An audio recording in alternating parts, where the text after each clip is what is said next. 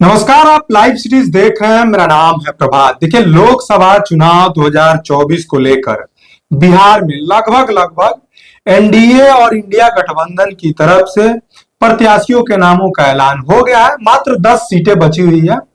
लगभग यह क्लियर हो चुका है कि सिंबल पे कौन कहां से चुनाव लड़ेगा।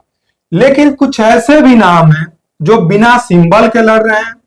उनका अपना रसूख है। वो या तो इस चुनाव में जीत हासिल करेंगे या सामने वाले का सियासी समीकरण, सामने वाले का जीत का सपना चकनाचूर कर देंगे। तो आज ऐसे ही कुछ नामों पे चर्चा करेंगे। हमारे साथ इस विशेष पेशकश में बातचीत करने के लिए बिहार के जाने माने पत्रकार, senior journalist Ravi Upadhyay sir मौजूद है। सर, आपका बहुत स्वागत है। सर, आज हम ये जानने की कोशिश करेंगे कि बिहार में टॉप जो सीटें हैं उस पे जो निर्दलीय लोग लड़ रहे हैं, निर्दलीय फाइट हो रही है, तो उस पे थोड़ा नाम पे चर्चा करेंगे और कौन कौन सी लोकसभा सीट है उस पे चर्चा करेंगे, एनालिसिस के साथ चर्चा करेंगे हम लोग। तो सर, सबसे पहले आप बताइए कि एक नवादा का सीट है। नवादा की सीट पे 2 निर्दलीय लड़ रहे हैं और एक जिसमें एक नाम है गुंजन सिंह, एक नाम है विनोद यादव। विनोद यादव जो आरजेडी के महासचिव रहे थे, राजवल्लभ यादव के भाई हैं। थोड़ा सर इस पे तफसील से बात कीजिए। देखिए, नवादा सीट जो है वह उसको ऐसे समझा जाए, नवादा सीट जो है सो लोक जनशक्ति पार्टी रामविलास के खाते में अब तक रही थी।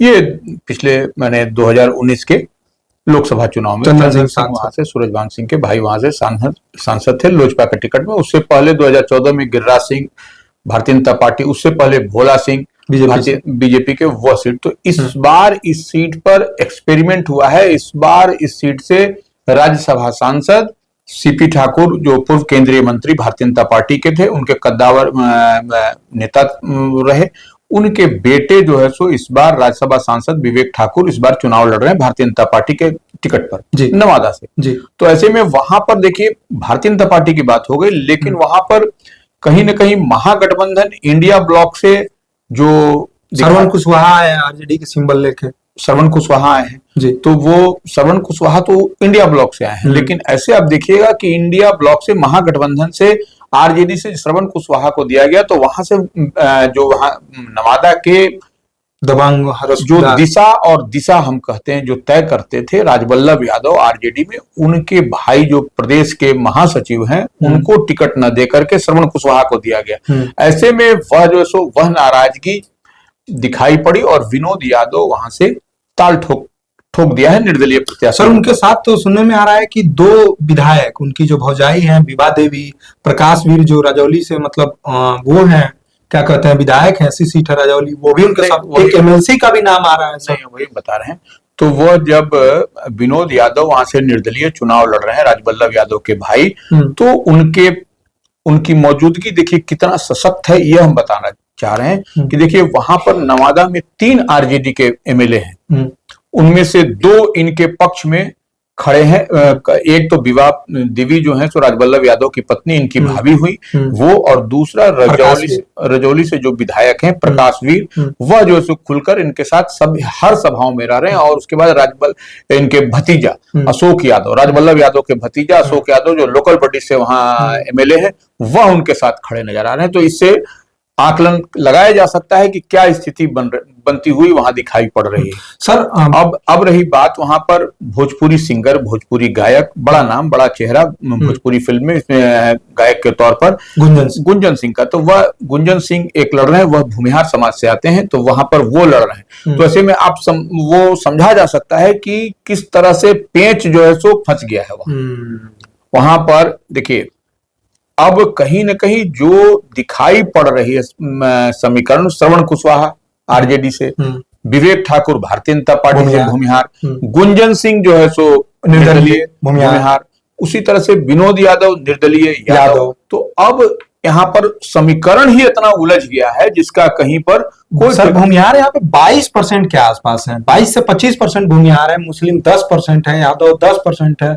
अगर लौकुश या कुर्मी को मिला दिया जाए तो ये लगभग हो जाता है 17 से 20% के आसपास। मतलब अगर इसमें लौकुश, कुर्मी, कुशवाहा, कोयरी ये मिला दिया जा रहा है तो ये मतलब लगभग 17 से 22% के आसपास, मतलब इसी के आसपास। वही कह रहे हैं कि यह जो समीकरण है वहां पर अजीबोगरीब स्थिति पैदा कर दिया है। 2 निर्दलीय वहां पर निश्चित रूप से काम बनाते और काम बिगाड़ते भी दिखाई पड़ रहे हैं। तो अब ये देखने वाली बात है कि यहाँ पर विनोद यादव जो राजवल्लभ यादव के भाई हैं वह क्या करते हैं, वह क्या अचीव करते हैं, या फिर गुंजन सिंह कितना क्या डैमेजिंग होते हैं भारतीय जनता पार्टी के। अगर गुंजन सिंह अगर ज्यादा वोट लाते हैं तो बीजेपी के लिए डैमेजिंग है। बिल्कुल। आरजेडी की तरफ से अगर सरवन, अच्छा ये दोनों में बताइए सर, सरवन कुशवाहा और राजवल्लभ यादव। नहीं, सरवन कुशवाहा तो देखिए लॉ कुश कॉम्बिनेशन इनके साथ में कुशवाहा समाज से है, तो यह कुशवाहा का जो है लौकुश का जो कॉम्बिनेशन लगभग मतलब हाँ, कोई कुशवाहा कुर्मी तो वो, लेकिन यादव का वोट जो होगा और जो मुस्लिम वोट होगा वह कहाँ जाएगा, यह भी डिसाइडिंग फैक्टर होगा ये महागठबंधन के लिए, इंडिया ब्लॉक के लिए। उसी तरह से भारतीय जनता पार्टी के लिए जो भूमिहार वोट या सवर्ण वोट की जो बात होती है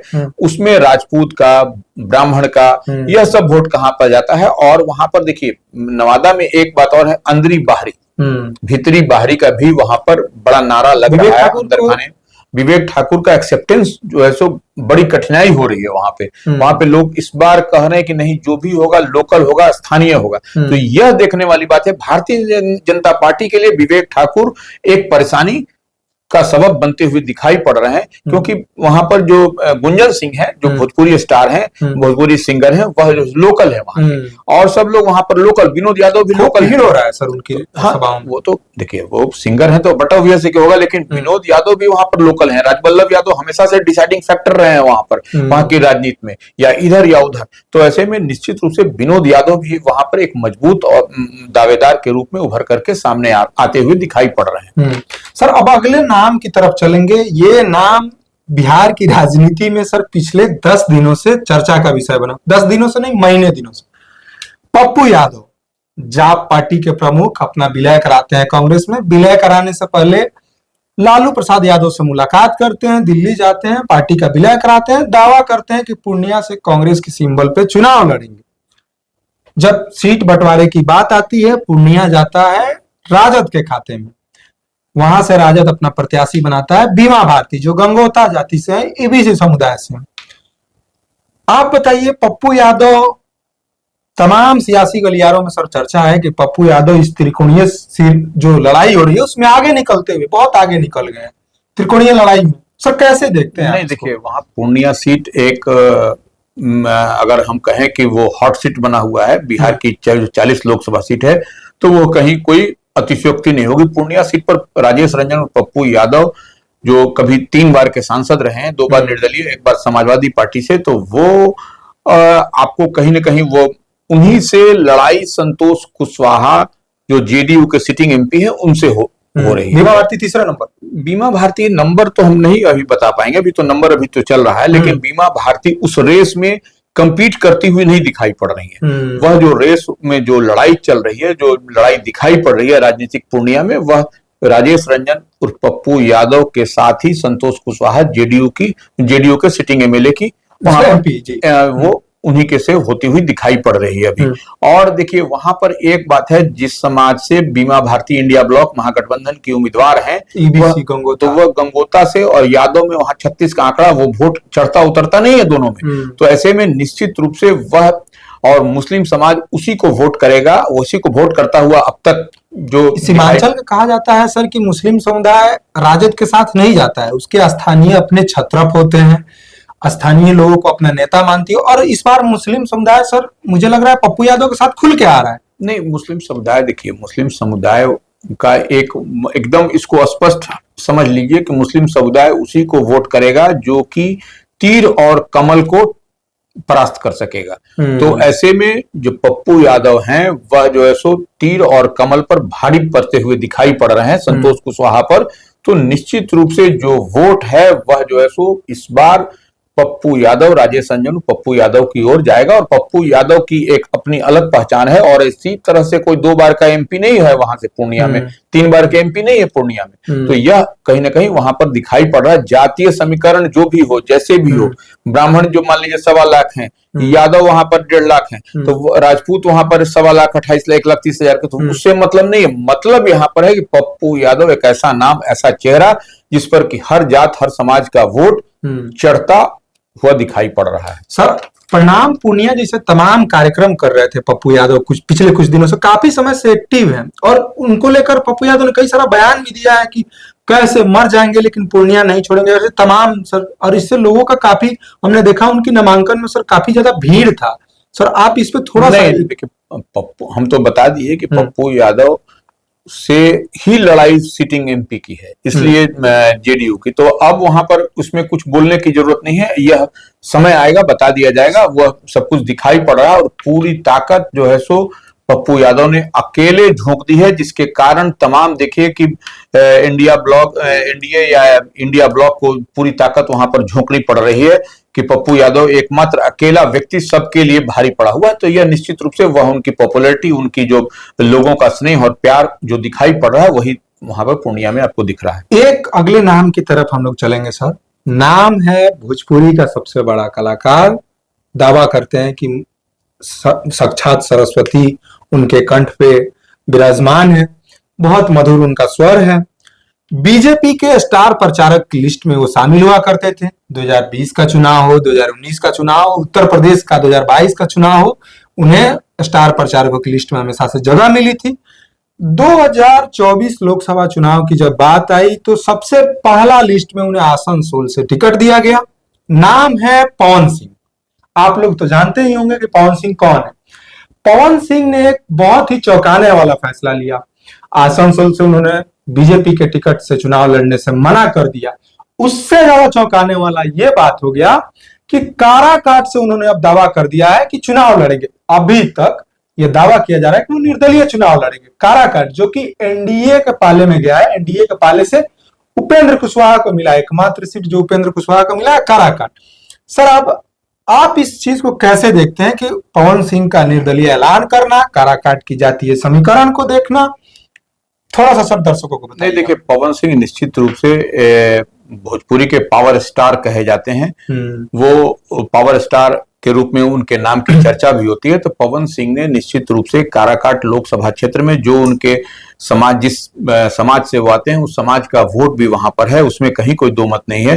वो उनके जिस पवन सिंह के समाज का 2 लाख के आसपास वहां वोट है, और जो वहां पर उपेंद्र कुशवाहा 2 लाख हैं, 2 लाख वो भी हैं, 2 लाख यादव भी हैं सर, यादव भी हैं। तो इसलिए मुस्लिम भी वहां पर 10% है। तो वो वहां पर देखिए लड़ाई निश्चित रूप से एनडीए फोल्ड से, अगर यदि पवन सिंह वहां पर उम्मीदवार होते हैं तो उपेंद्र कुशवाहा के लिए परेशानी निश्चित रूप से बढ़ेगी, क्योंकि सर दोनों सामने जो सीपीआई एमएल जो कैंडिडेट दिया है वो भी सर राजा राम सिंह, हाँ वो भी कुशवाहा है, वो भी उपेंद्र कुशवाहा भी कुशवाहा है। तो जैसे मान लीजिए 2 लाख कुशवाहा में 1-1 लाख तो ये बट गया। बिल्कुल बिल्कुल। अगर पवन सिंह बड़ा चेहरा है सर, राजपूत अगर वोट पूरा ले लेते हैं या फिर अन्य कास्ट से भी तो वो वोट ले सकते हैं ना। बिल्कुल बिल्कुल। देखिए वहां पर, देखिए अब तक जो वहां पर सिनेरियो क्या था, उपेंद्र कुशवाहा काराकाट से 2014 में जीते थे और केंद्र में की नरेंद्र मोदी सरकार में मंत्री भी बने थे, मानव संसाधन विकास राज्य मंत्री। उसके बाद के चुनाव में फिर वह अलग लड़े, तो उसके बाद वो सीट हार गए, वो काराकाट से। वहां से महाबली सिंह कुशवाहा समाज के हैं, वही जीते थे।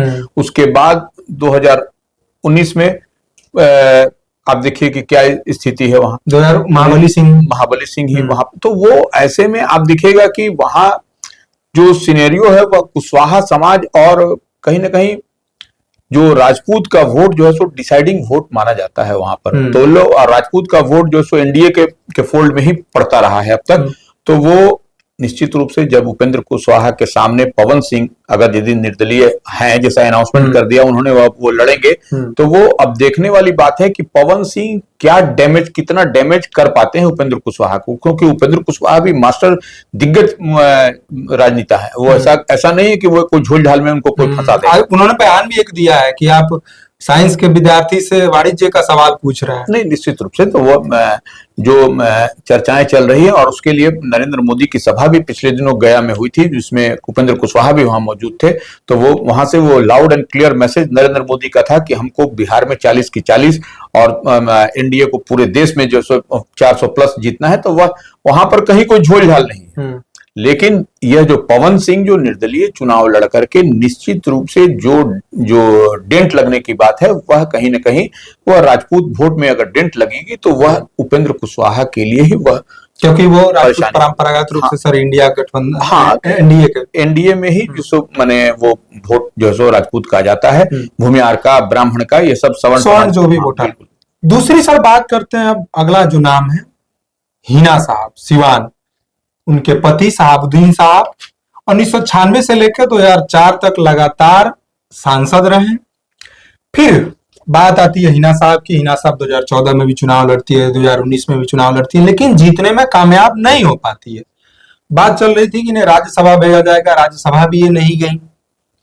अब 2024 के चुनाव में ये दावा ठोक रही है कि चुनाव लड़ने के लिए आरजेडी ने 23 जो अपने नामों का 23 जो उसके कोटे की सीट है उसमें से 22 नाम का घोषणा तो कर दिया है, लेकिन सिवान को अभी तक पेंडिंग में रखा गया। लेकिन यह लगभग तय हो गया है कि हिना साहब निर्दलीय फाइट करेंगी। अब आप बताइए सर कि इसको कैसे देखते हैं? निर्दलीय अगर फाइट करती हैं तो किसका खेल खराब होगा, क्या जीत सकती हैं? देखिए, क्या माहौल हिना बदला है? साहब वहां से निर्दलीय सिवान से लड़ेंगी तो वो लड़ती हुई लड़ेंगे क्या, निर्दलीय लड़ ही रही है, वो एकदम मन मिजाज बना लिया है, इधर उधर जाने की कोई बात नहीं है। तो वो ऐसे में हिना साहब पहले भी आरजेडी से वहां लड़ी, ठीक है वो हार गई थी, मोदी लहर था। हाँ, तो वो देखिए हार जीत चुनाव में होते रहता है, लेकिन हिना साहब एक बड़ा नाम, बड़ा चेहरा, और मरहूम साहबुद्दीन की पत्नी है जो वहां से कई दफा सांसद रह चुके हैं। तो ऐसे में निश्चित रूप से आपको यह दिखाई पड़ेगा कि हिना साहब इस बार निर्दलीय जो चुनाव मैदान में है। तो अब ये देखने वाली बात है कि आरजेडी से, इंडिया ब्लॉक से कौन वहां पर उम्मीदवार होता है। ये एक बड़ी बात होगी वहां पर। और देखिए आपको वहां पर जेडीयू से वहां पर कविता सिंह थी, उनको बदल दिया गया, को मिला है, कुशवाहा को वहां से दिया गया है, कुशवाहा समाज के। तो वह आपको कहीं ना कहीं वहां, जबकि कुशवाहा समाज का सर जो वोटर है वो मात्र 1.25 लाख है वहां पे। नहीं ठीक है, वो स्वर्ण वोटर वहां पे 4 लाख के आसपास। देखिए वहां से सिवान से विजय लक्ष्मी कुशवाहा को इस बार जो है सो एनडीए फोल्ड से उम्मीदवार बनाया गया है। तो कहीं ना कहीं यह कुशवाहा समाज के का वोट है। और वहां से आप हिना साहब को आप देख लीजिए, हिना साहब तो वो हिना साहब का अपनी एक अलग पहचान है। तो वो उसमें क्या, उसमें हिना साहब का को वह कहां तक डैमेज कर पाएंगी विजय लक्ष्मी कुशवाहा, यह देखने वाली बात है। सर 3 लाख मुस्लिम वोटर है वहां पे, 2.5 लाख के आसपास यहाँ पे यादव वोटर हैं। सिवान की बात कर लें तो 2.25 लाख कुशवाहा है, 80,000 कुर्मी जातियां हैं। स्वर्ण जो है वो 4 लाख है, और ईबीसी की बात करें तो 2.5 लाख के आसपास है। ईबीसी यानी जो नीतीश कुमार का वोटर है। अब आप इसमें हिना साहब को कैसे देख रहे हैं सर? हिना साहब कितना डैमेज कर पाएंगे, या फिर आगे आ भी सकती है, क्योंकि उनके साथ एक लहर चल पड़ा है सर? देखिए वहां पर एक बात तो समझने वाली बात है कि जो हिना साहब हैं या हिना साहब जो निर्दलीय इस बार चुनाव लड़ी हैं, तो यादव वोट जो है सो मुसलमान पर वहां नहीं चढ़ता है। एकदम इस बात को समझ लेने की जरूरत है। अन्य वोट उनके साथ चढ़ेगा। जो सवर्ण समाज का जो 4 लाख का वोट है वहां पर, उसमें जो है सो हिना साहब के खड़ा होने से वह निश्चित रूप से वह शिफ्ट करेगा हिना साहब।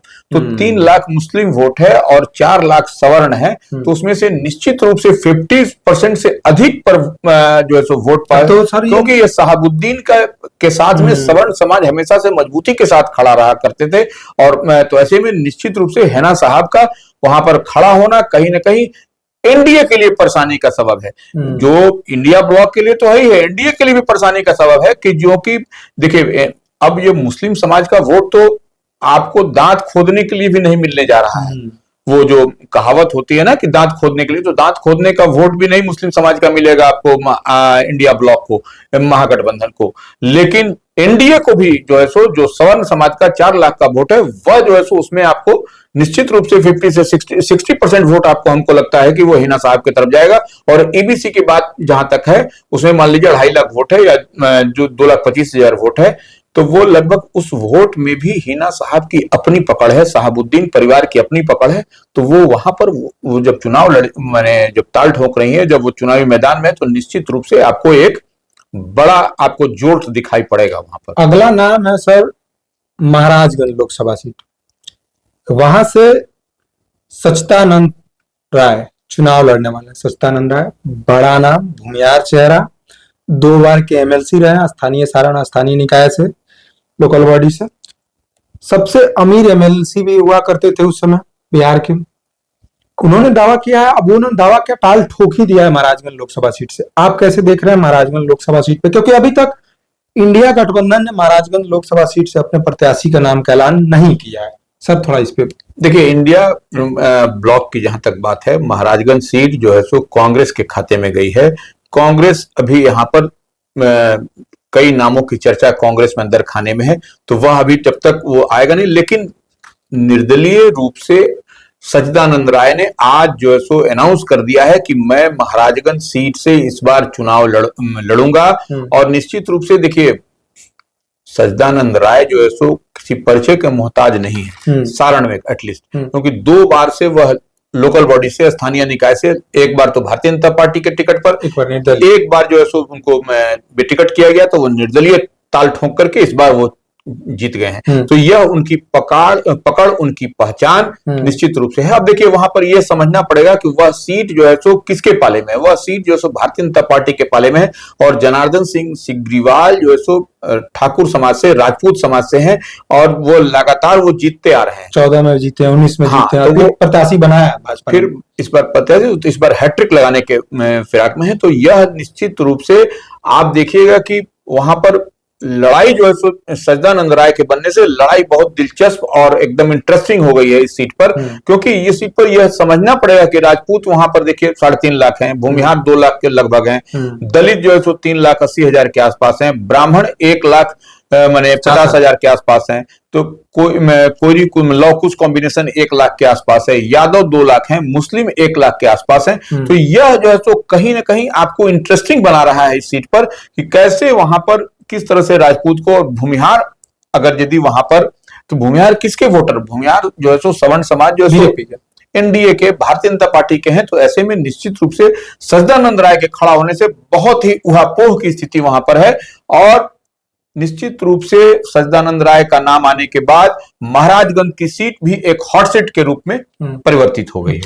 एक बड़ा इंटरेस्टिंग फैक्ट है महाराजगंज लोकसभा सीट के बारे में कि अभी तक 15 चुनाव अगर हुए हैं, इसमें 13 बार राजपूत ही जीता है। इसको कहा जाता है कि यह बिहार का चित्तौड़गढ़ है। अब सामने राजपूत हैं, भूमिहार आ रहे हैं, निर्दलीय, यानी सीट फंसता हुआ दिखाई दे रहा है सर। ये भी नहीं, हम तो कह रहे हैं कि ये भूमिहार से समाज से ये सच्चिदानंद राय आते हैं, तो यह क्या होगा, यह जो वोट का कटिंग होगा, यह जो वोट भूमिहार का जो 2 लाख से अधिक है या 2 लाख के आसपास है, तो वह जो किधर जाएगा। तो वह, और सच्चिदानंद राय की एक अपनी पहचान है। जब उस क्षेत्र से हम बता रहे हैं कि लगातार वो दूसरी बार जो इस बार निर्दलीय जीत करके आए हैं लोकल बॉडीज में, तो यह स्पष्ट दिखाई पड़ता है कि उनकी पकड़, उनकी पैठ जो है। एक और नाम लेंगे सर, बस 2 मिनट और लेंगे आपका। आनंद मिश्रा बक्सर से, बड़ा नाम, आईपीएस, बीआरएस लेके रिटायरमेंट लेके आए चुनाव लड़ने के लिए। दावा किया जा रहा था कि बीजेपी से या किसी अन्य पार्टी से चुनाव टिकट लेके चुनाव लड़ेंगे, लेकिन कामयाबी नहीं मिली। अब इन्होंने भी दावा किया, क्षेत्र में घूम रहे हैं निर्दलीय चुनाव लड़ने के लिए। अश्विनी कुमार चौबे का टिकट कटा है, स्थानीय ब्राह्मणों में नाराजगी है। आनंद मिश्रा स्थानीय है, थोड़ा सा बताइए सर। नहीं, देखिए, बक्सर लोकसभा सीट पर देखिए, अश्विनी कुमार चौबे केंद्रीय मंत्री भी रहे, उनको बेटिकट कर दिया गया, तो यह नाराजगी निश्चित रूप से वहां पर है। बक्सर में इंडिया ब्लॉक से वहां पर सुधाकर सिंह हैं, जगदानंद सिंह के जो राजद के प्रदेश अध्यक्ष हैं, उनके पुत्र हैं, वह लड़ रहे हैं, तो वो वहां से इंडिया ब्लॉक से हो गए, एनडीए से हो गए, राजद से हो गए। अब यहाँ पर आनंद मिश्रा वीआरएस लेकर के जो अब वो आ गए हैं, तो वह असम कैडर के आईपीएस थे, तो वो वीआरएस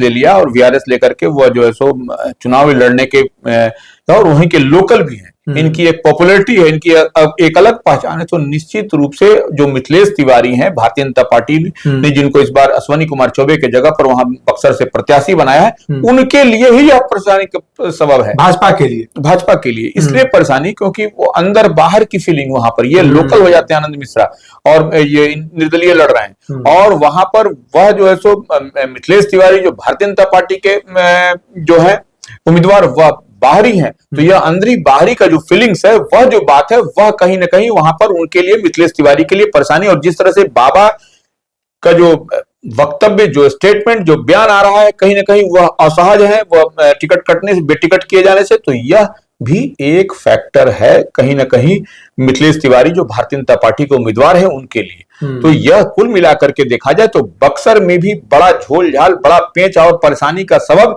जो है सो मिथिलेश तिवारी बीजेपी कैंडिडेट के लिए बनता हुआ दिखाई पड़ रहा है। अब रही बात कि एक और मजबूत कैंडिडेट वहां पर जो है सो ददन पहलवान के भी जो है सो उतरने की बात आ रही है, वह भी ताल ठोकेंगे। तो अब ददन पहलवान यादव समाज से हैं, वह जो है सो किस ओर बैठते हैं, वह उनके खड़ा होने पर, उनके उतरने के बाद ऊंट किस करवट बैठेगा, यह भी देखने वाली बात होगी बक्सर की। बहुत बहुत धन्यवाद सर, आप अपने अनुभव से इस तमाम विषयों को अपना प्रकाश डाला सर, बहुत धन्यवाद सर आपका। बहरहाल आप लाइव सिटीज देख रहे थे, आपको कैसा लगा ये प्रोग्राम आप कमेंट करके बताइए। अगर आप इस वीडियो को YouTube पे देख रहे हैं तो चैनल को सब्सक्राइब करें। अगर आप इस वीडियो को Facebook पेज पे देख रहे हैं तो पेज को फॉलो करना ना भूलें। धन्यवाद।